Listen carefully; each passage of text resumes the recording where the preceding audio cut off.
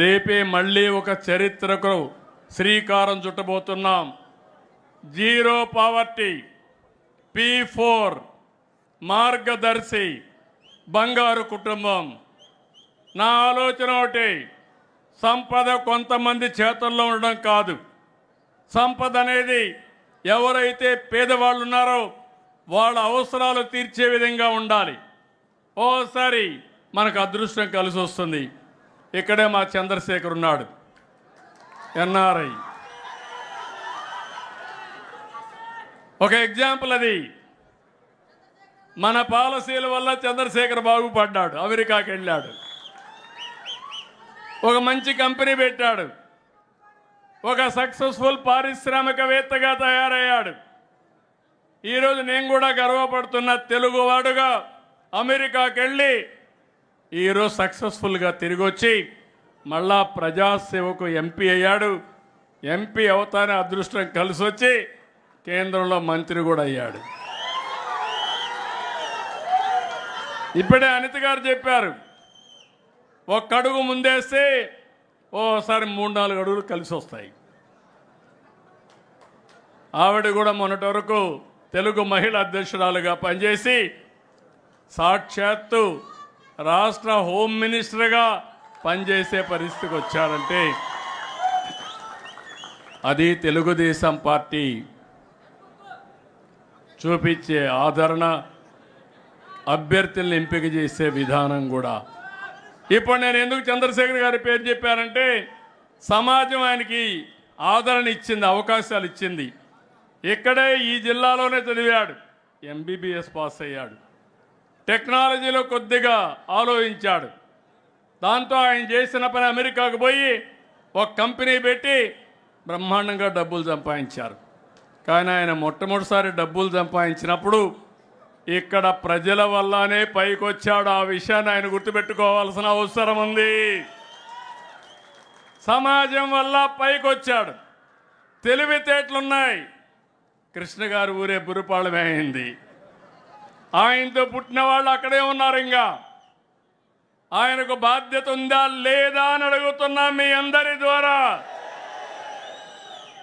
ఆ ఊరిలో ఉండే పేదవాళ్ళందరినీ పైకి తీసుకొచ్చే బాధ్యత ఆయనకు ఉందా లేదా అని మిమ్మల్ని అడుగుతున్నా.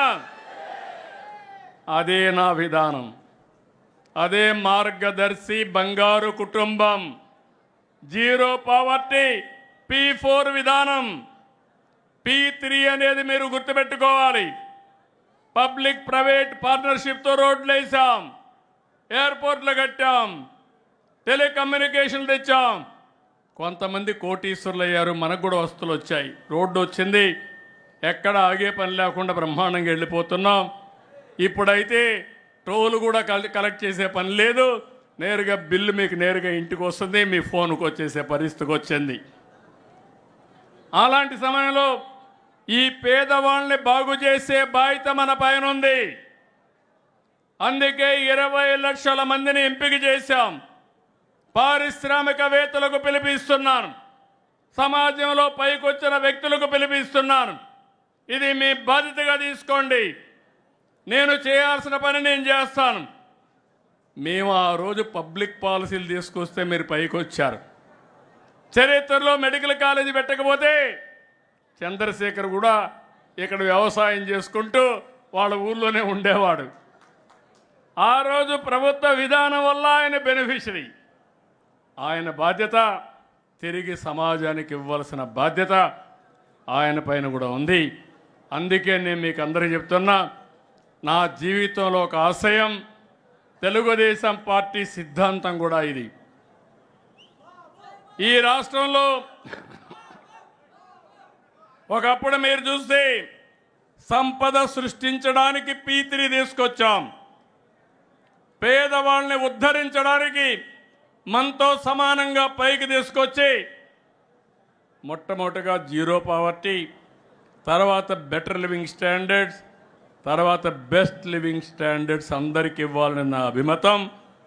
మనుషుల్ని ఒక ఆస్తిగా పరిగణించి అలాంటి మనుషుల్లో కానీ మార్పు తీసుకొచ్చి ఆ మనుషులకు కానీ మనం హ్యాండ్ హోల్డింగ్ ఇస్తే అందరూ బాగుపడే అవకాశం ఉంటుంది.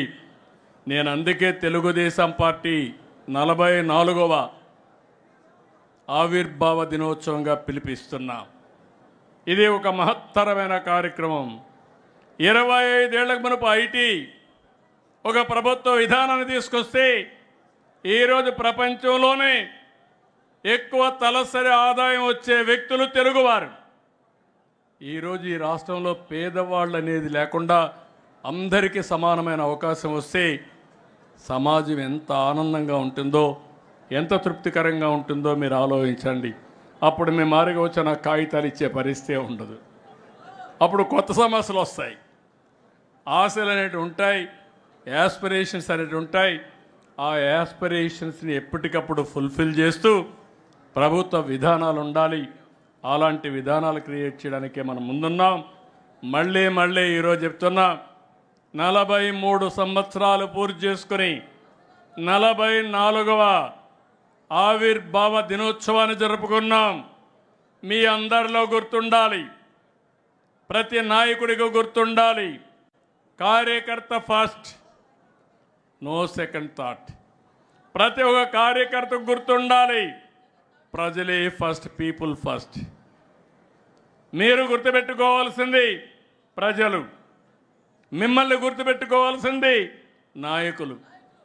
ఈ 2 విషయాలు సమన్వయం చేసుకుంటే ఇంకా తిరుగులేని శక్తిగా తెలుగుదేశం పార్టీ శాశ్వతంగా ఉంటుందని మరొక్కసారి విజ్ఞప్తి చేస్తున్నా.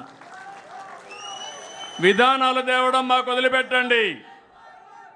ప్రపంచంలో బెస్ట్ పాలసీ ఎక్కడుంటే దాన్ని ముందుగానే ఆలోచించే వ్యక్తిని నేను. హైటెక్ సిటీ అంటే ఎవరికి అర్థం కాలేదు, ఐటీ అంటే అర్థం కాలేదు. ఇప్పుడు క్వాంటమ్ వ్యాలీ అంటే అర్థం కావడం లేదు, క్వాంటమ్ కంప్యూటింగ్ అంటే అర్థం కావడం లేదు. ఏ అంటే చాలామంది వెనకబడుతున్నారు, కానీ ఏ అని అందరూ వాడుతున్నారు. ఫోన్లు ఉన్నాయి అందరికీ. మీరు ఫోన్ ఎత్తుకుంటే ఏదైనా డౌట్ వస్తే చాట్ జీపీటీకి వెళ్ళి దాన్ని అడిగే పరిస్థితికి వస్తున్నారు. ఈ యొక్క ఏ వాడకంలో మనం ముందున్నాం. భారతీయులు 68% ఉంటే ప్రపంచం మొత్తం 31% ఉన్నారు. ఇలాంటి చాలా విషయాలు ఉన్నాయి. నేను ఒకటే మళ్ళా ఈరోజు మీ ఆనందాన్ని పంచుకుంటూ మళ్ళీ మిమ్మల్ని కోరుతున్నా, ప్రతి ఒక్క కార్యకర్తకు న్యాయం చేసే బాధ్యత పార్టీ తీసుకుంటాం. అయితే మీరు నా చుట్టూరు తిరిగితే మాత్రం మీకు న్యాయం జరగదు. మీరు ప్రజల చుట్టూరు తిరగండి, మీ చుట్టూరు నాయకులు తిరుగుతారు. అలాంటి నాయకులకు నేను అండగా ఉంటానని మరొక్కసారి తెలియజేస్తున్నా. అందుకే ఏ జిల్లాకు పోయినా ముందు కార్యకర్తలను కలుస్తున్నా. ఒక 2 గంటలు టైం స్పెండ్ చేస్తున్నా. ఆ 2 గంటలు టైం స్పెండ్ చేస్తే నాకు ఎంత స్ట్రెంగ్త్ వస్తుందంటే, నా సొంత ఇంటికి పోయి ఒక కాఫీ తాగితే ఎంత ఆనందం వస్తుందో అంత ఆనందాన్ని పొందుతున్నాను. 43 ఏళ్ళు కష్టపడ్డారు. నేను నా కళ్ళ ముందర చూశాను మీ త్యాగాలన్నీ. అందుకే చెప్తున్నా, ఏ పార్టీకి లేనటువంటి నాయకత్వం ఉంది, కార్యకర్తల బలం ఉంది, ఒక సంకల్పం ఉంది, ఒక పార్టీ సిద్ధాంతం ఉంది. దీనికి అందరూ కలిసి రావాల్సిందిగా మరొక్కసారి రాష్ట్రంలో ఉండే ప్రతి ఒక్క కార్యకర్తను కోరుకుంటూ చేస్తారని చెప్పి ఆశిస్తూ అందరికీ నమస్కారాలు. జై హింద్, జై తెలుగుదేశం, జై తెలుగుదేశం, జై తెలుగుదేశం. ఎన్టీఆర్ అమర్ రహే, ఎన్టీఆర్ అమర్ రహే, ఎన్టీఆర్ అమర్ రహే. Thank you. జై హింద్. జాతీయ అధ్యక్షుల వారికి ధన్యవాదాలు తెలియజేస్తూ మరొక మారు తెలుగుదేశం పార్టీ కుటుంబ సభ్యులందరికీ కూడా తెలుగుదేశం పార్టీ సిద్ధాంతాలకు అనుగుణంగా నడుచుకోవాల్సినటువంటి అవసరం ఉందని చెప్పి తెలియజేస్తూ సమాజ నిర్మాణం వైపు అలాగే స్వర్ణాంధ్ర వైపు మీ అందరూ ఒక ఆశీస్సులు సహకారం ఉండాలని కోరుకుంటూ వేదిక మీద ఉన్నటువంటి అతిరథ మహిళలందరికీ కూడా ధన్యవాదాలు తెలియజేసుకుంటూ అలాగే జాతీయ ప్రధాన కార్యదర్శి వారికి ధన్యవాదాలు తెలియజేసుకుంటూ కార్యకర్తలందరికీ కూడా ధన్యవాదాలు తెలియజేసుకుంటూ మరి ఈ సభను ముగిస్తున్నాం. ధన్యవాదాలు.